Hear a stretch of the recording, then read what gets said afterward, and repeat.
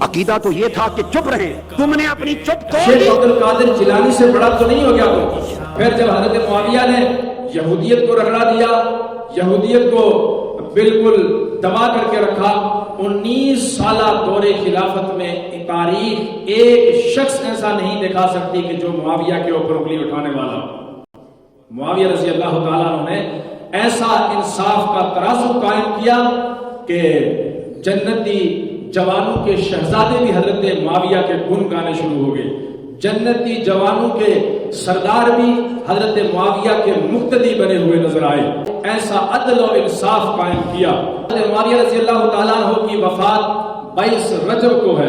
اور یہاں پر بھی حضرت معاویہ رضی اللہ تعالیٰ عنہ کے دشمن کو خوش کرنے کے لیے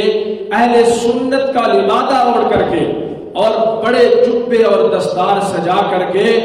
اور اپنے آپ کو مفسر قرآن کہلوا کر کے وہ آج دشمن معاویہ اور دشمن صحابہ کی روٹیوں پر پلنے والے، ٹکڑوں پر پلنے والے جو پاؤں ہیں وہ ابھی قبر میں اترے ہوئے ہیں، لیکن دشمن صحابہ کو خوش کرنا اور ایرانی ٹکڑوں پر پلنے والے ملا جو ہیں وہ ان کو خوش کر رہی ہے، خمیانی کے پیروکاروں کو، اور ان کو خوش کرنے کے لیے نبی پاک صلی اللہ علیہ وسلم کے یاروں پہ انگلی اٹھاتے ہیں۔ اور ایک دیکھا جس نے جوانی میں تو داڑھی سنت کے مطابق رکھی ہوئی تھی، اب دیکھو اس کو کہ اب اس کی کٹی ہوئی یہودیت کی طرح داڑھی ہے، اور یہ کہتے ہیں جناب حضرت معاویہ کے فضائل بھی بیان کرو۔ عقیدہ تو یہ تھا کہ چپ رہے، تم نے اپنی چپ توڑ دی۔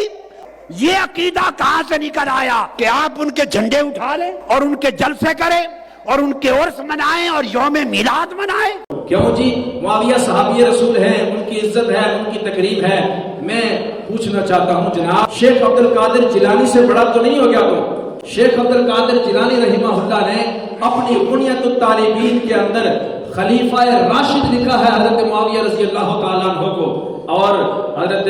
شیخ عبد القادر جیلانی اور دیگر اکابرین امت وہ حضرت معاویہ کے فضائل بیان کر رہے ہیں۔ اور خادم رضوی رحمہ اللہ نے تو کہا تھا حضرت معاویہ کے اوپر بھونکنے والوں کو تر تر کتوں مالکانوں پہ گئے ہو، یہ لفظ ان کے لیے بڑے کافی ہیں، ایسے کتوں کو یوں ہی جواب دینا چاہیے۔